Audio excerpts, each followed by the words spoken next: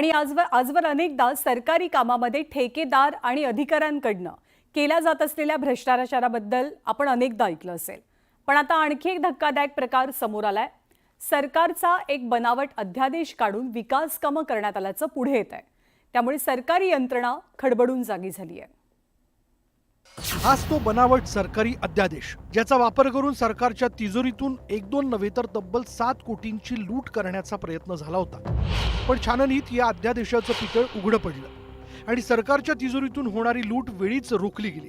खरं तर या अध्यादेशाच्या आधारे अहिल्यानगर जिल्ह्यात मोठ्या प्रमाणात विकास कामं करण्यात आलेली आहेत। यशवंतराव होळकर चौक ते आरंभ अपार्टमेंट कॉर्नर रस्ता 25 लाख रुपये, एजीडी स्पोर्ट्स क्लब ते सिद्धिविनायक रस्ता 25 लाख रुपये, सिद्धिविनायक नगर ते जयनगर रस्ता 25 लाख रुपये, ही त्यापैकीच काही कामं आहेत। पण या कामांचा आदेश सरकारनं काढलाच नव्हता।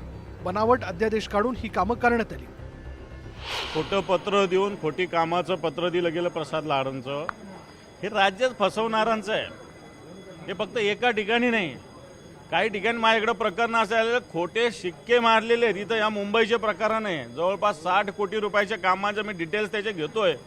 कोर्टाचे खोटे शिक्के मारलेले एका अधिकाऱ्यानं आणि त्या अधिकाऱ्याला सस्पेंड करायच्या ऐवजी प्रमोशन मिळालेलं आहे। म्हणजे आंधळं दळतं कुत्रं पीठ खाते, अशा प्रकारची या राज्याची स्थिती आहे। जाणून घेऊयात कसा झाला हा सरकारी कामांमध्ये घोटाळा।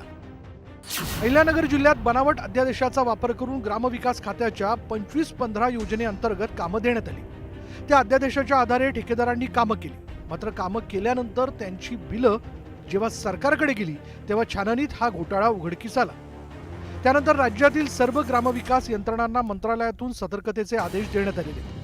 तसंच अशा कामांना कागदपत्रांची छाननी करून दोषींवर गुन्हे दाखल करण्याचे आदेश देण्यात आले। या प्रकरणी आता अजित पवारांचं अर्थ खातं सतर्क झालं। 25-15 अंतर्गत येणाऱ्या कामांची अर्थ खात्यानं छाननी सुरू केल्यानं अनेकांचं धाबत दणाणलंय। याच्यामध्ये जे चौकशी केली त्याला ज्या गोष्टी याच्यामध्ये समोर येतील, आणखीन काय जे आर आहेत का याची माहिती घ्यायला लागेल आणि त्या अनुषंगानं जर त्याच्यामध्ये आणखीन काय दोषी आढळले पोलीस तपास करतील।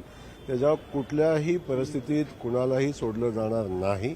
बाब अत्यंत गंभीर आहे आणि मुख्यमंत्री आपल्या स्तरावर त्याची सखोल चौकशी करून अशा प्रकारे जर शासन निर्णयाचा गैरवापर झाला असेल तर त्याच्यावर कठोर कारवाई करतील। अहिल्यानगर जिल्ह्यात बनावट अध्यादेशाच्या माध्यमातून 7 कोटींचा अपहार करण्याचा प्रयत्न उघडकीस आलाय। यामध्ये ठेकेदार, सरकारी अधिकारी आणि पुढाऱ्यांचं संगनमत असण्याची शक्यता वर्तवली जाते। तसंच राज्यातील इतर जिल्ह्यातही अशाच प्रकारे बनावट अध्यादेशाचा वापर करून 25-15 अंतर्गत कामं तर करण्यात आली नाहीत ना, याचा शोध घेण्याची आवश्यकता आहे। एका जिल्ह्यातच 7 कोटींचे बनावट अध्यादेश जर का समोर येत असतील तर या सगळ्या विषयामध्ये पूर्ण महाराष्ट्राची छाननी झाली तर किती कोटीपर्यंत याची व्याप्ती वाढू शकते हा प्रश्न आज सगळ्यात महत्त्वाचा मानला जातोय। दरम्यान बनावट अध्यादेशाच्या आधारावर ठेकेदारांनी कामं करून टाकली, केलेल्या कामाची बिलं कोशागारात गेली आणि त्यानंतर समोर ही गोष्ट आली आहे। आता या विषयात गुन्हा दाखल झाला तर पहिला आरोपी असू शकतो तोच तो ठेकेदार ज्याच्याकडनं पर्सेंटेजचं सुद्धा वाटप झालंय। अर्थातच पारदर्शक तपास झाला तरच अधिकारी, ठेकेदार आणि स्थानिक राजकारणी यांचं संगनमत उघडकीस येऊ शकतं। प्रशांत वाघ, न्यूज 18 लोकमत, मुंबई।